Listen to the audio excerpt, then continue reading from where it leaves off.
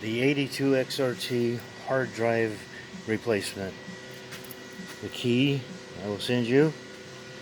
Unlock the front like so. The key will stay in.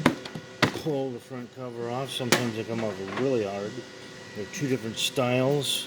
The green style that's plastic. The tabs slide out. And you probably didn't see that.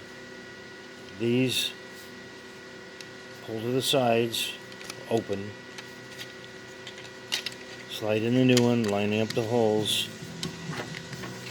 Snap it back in. The metal kind slide out. They slide apart.